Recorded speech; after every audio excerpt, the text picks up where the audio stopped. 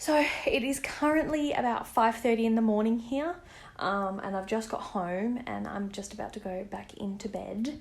I had to get up at 3:30 this morning to drop my husband back off to work, which really sucks because he's actually been home for a long time, and I will get into that in a little bit more depth, but just thought I would start my morning with you all.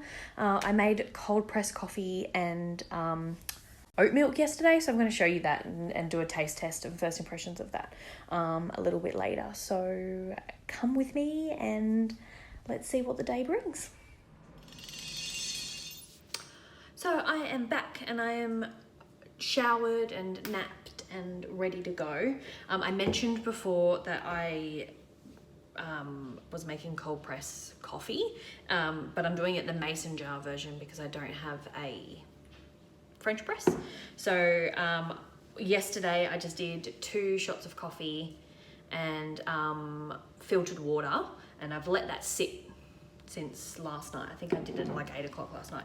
And then I also made oat milk, which is really weird and very creamy. I don't know if you can see how creamy that is. So I don't know if I'm going to use all of this, but we're going to do a taste test, see what it's like. Let me get this. Okay, oat milk. Oh God, it's so thick. I don't know if I want to put this in my mouth. Oh God, oh God.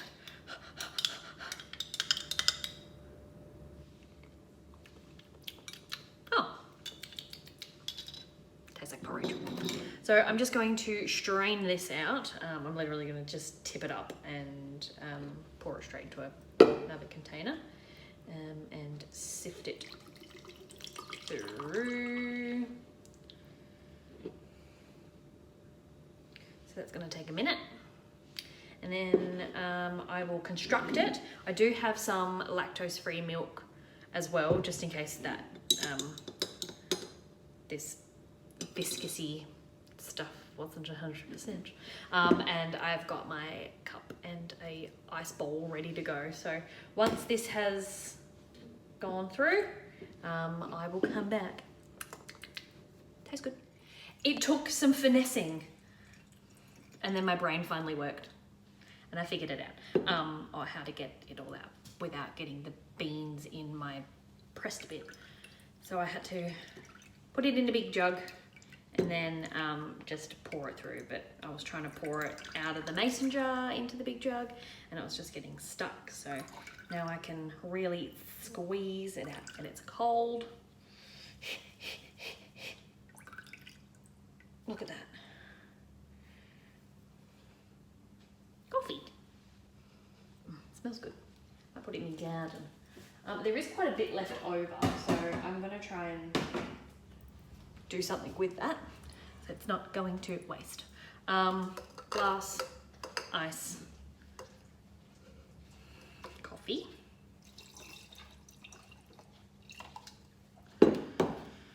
creamer.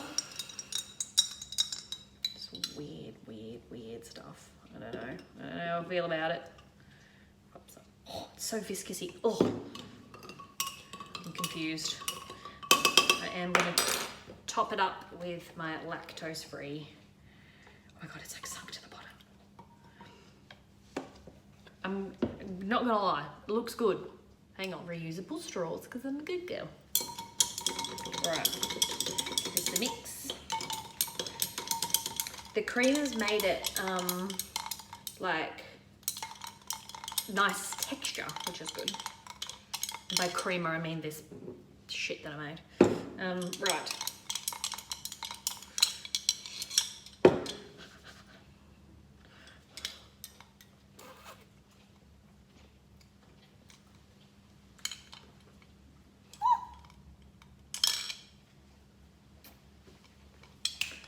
I'm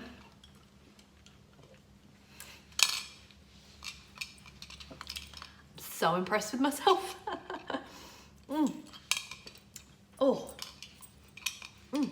Let's do this. Let's get the day done. I was just about to sit down and film a little chit chat with you, but I got a package, so I'm going to unbox it. Oh, I think it's my lash stuff. I'm so excited. So first we have a little package, little aftercare thing, I think. What is this? How to be a wealthy lash artist. Lash blocks.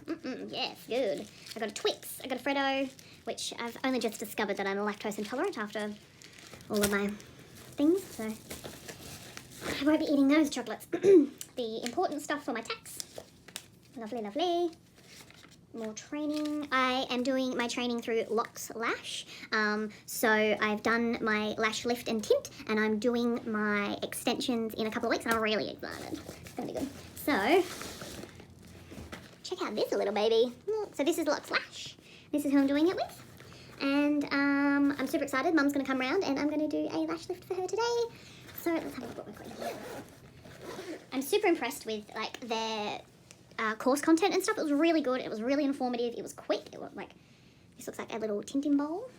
I've got hydrogen peroxide for eyelash tint. So yeah, that's obviously to activate the tint stuff. And that's the tint.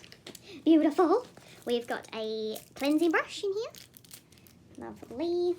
I've got some spoolies and some tint, the lash lift applicators and some eye pads. I've got in here foaming cleanser wash, which is oil-free and that goes on at the start. And then my lash lifting kit. So, and it comes in this cute little bag. I'm super excited. Oh my god, and I've got tweezers. Oh yes, oh yes. I love me some tweezers. Alright, so that's about as excited as I'm going to get for that. And I'm just going to set up all my stuff and get ready for my story time.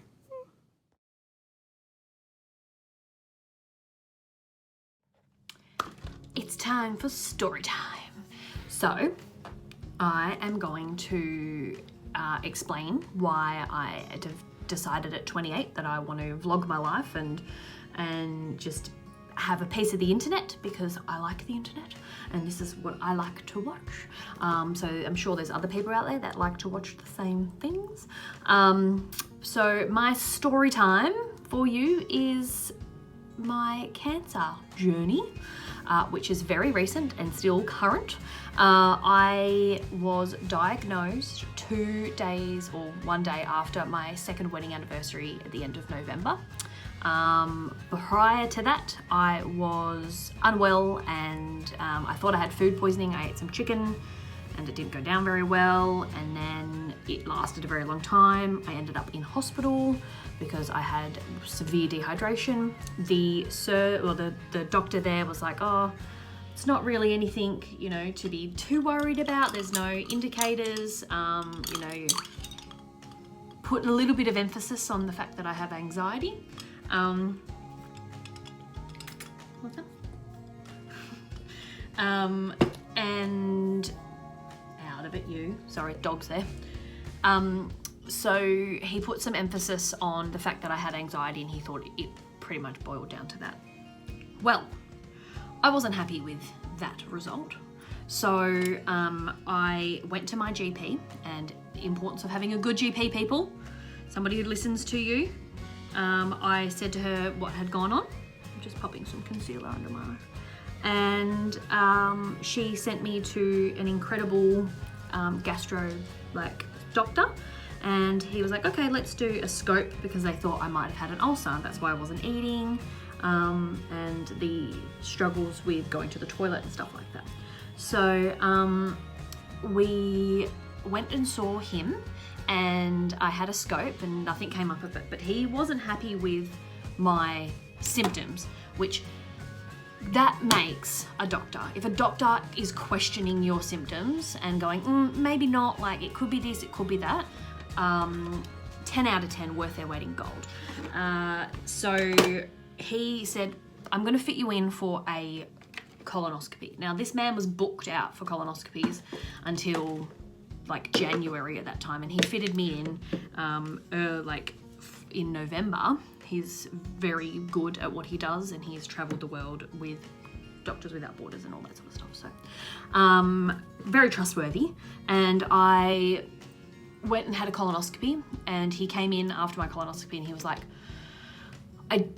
there was something, don't know what it is, you need to go and get testing. Now, I've worked in the medical field in administration for a very long time, and I know that when a doctor comes in and turns the TV off and sits at the end of your bed and then sends you off for urgent scans, that it's not really going to be the best results that we had hoped for. So I ended up going off, and it took a week for my results to come back. And yeah, it was just after my wedding anniversary. I found out that it was malignant. So I got sent up to a surgeon at Murdoch, and I have private health insurance. So I got somebody who's pretty much the best in the biz, and later on I'll explain why, because that man completely saved my life. Hang on a sec, I've got to concentrate with his brow. So I ended up going up to see this surgeon, and he did more scans, more tests. I had a laparoscopy surgery, which is just where they go in and pop some cameras in to check, because they were unsure the location of my female anatomy. They didn't know whether or not my uterus was attached to the bowel that they were going to have to remove, and all this sort of stuff. So we still didn't know the stage of the cancer. We thought it was just had only been there a couple of months, and that was it, you know. So we ended up having a very quick emergency kind of look into what's going on. And we had a oncologist there as well. So he had a look, bit of endometriosis, bit of girly stuff, no problem. Left it at that. So a week later, I went in for my major surgery, which was a removal of 32 centimeters of bowel. And what they do is they removed the chunk that, the 5 centimeters of the tumor, and then they remove like 11 centimeters on either side of it as well, so make sure they get the whole section.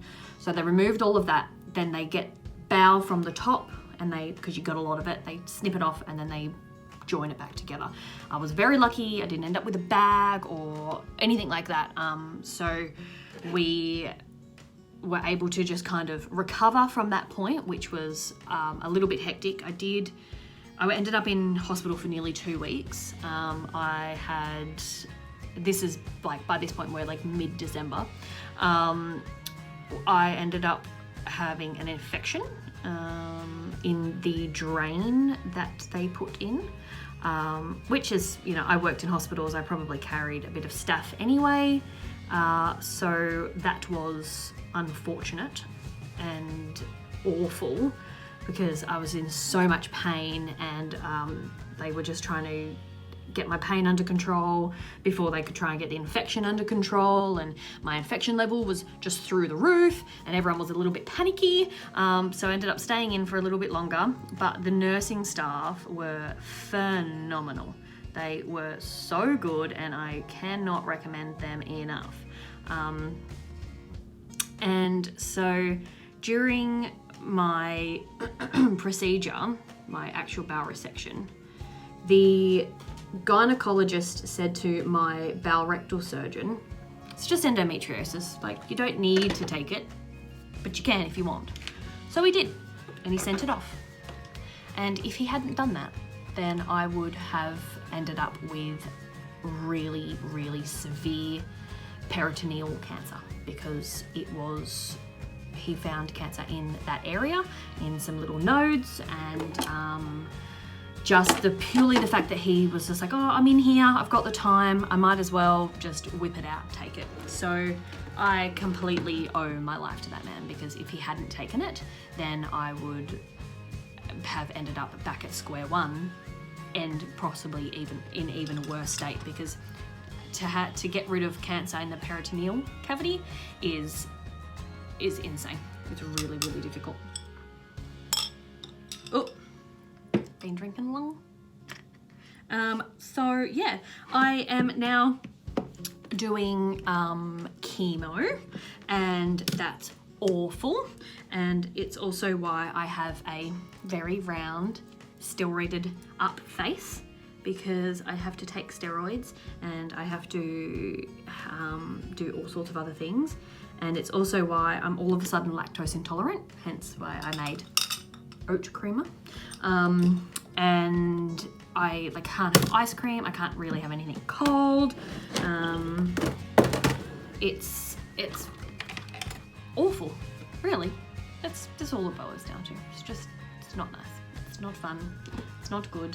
But take home message from all of that is health insurance, even if it's just hospital cover and like not all the extras so you don't have to pay through the nose, is so important, because I got a doctor who had the time to take extra care, to take extra bits of, you know, shit that he didn't need to take, and I've completely saved because of it, you know.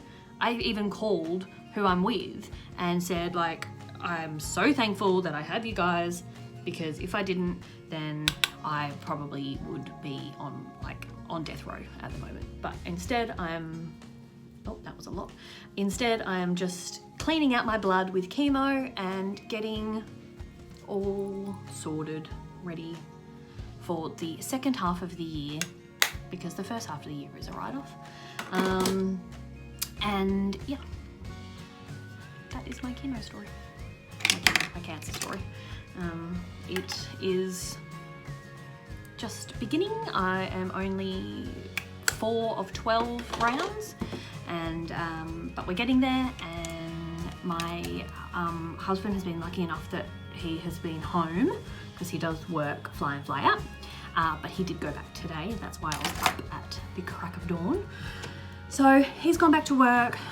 Time to get into routine, time to get my business happening, and do some more training. And I'm at uni doing my nursing degree, so we're concentrating on that, concentrating on all the good things in life. And that's why I'm doing this, because life is too freaking short, my friends, too short. So I hope you have enjoyed my rant or my story time. If there's anything that you are in particularly want me to discuss about my cancer or go into it in more depth, I'm more than happy to. I love to talk about things, if you hadn't noticed. And I'm very open and honest and want to raise awareness that bowel cancer isn't just an old person's disease, that I'm 28 and I've got it, and I'm on a Facebook group of just women, and there's like 180 of us, or nearly 200 of us now, because more people are being added to it, and that's just in Australia. So the rate of bowel cancer in younger people is definitely increasing, and awareness needs to be raised that you need to be checking yourself. And the easiest way to check is a test that you get from the chemist. I think they're about $35 in Perth, and you poop in a jar and they send it off, and that's it. Sometimes they come back, you know, inconclusive, and that's just life. And then you got to go and get a camera up your butt. But you know what? I'd prefer a camera on my butt than dying. So yeah, this is my makeup look. I was gonna do eyeshadow, but I got distracted. I'm gonna go and finish my coffee. I've got study to do, and then I'm going to edit my vlog the best I can, and it's probably going to be horrendous and real amateury, but that's life. Thank you so much for staying this long. It's going to be a bit of a longer one. I want to try and keep them between 10 and 15 minutes, but my rant has extended that. Please like my video, or at least subscribe. You don't have to watch my shit, I don't care, but just at least subscribe. I hope everybody has a wonderful day.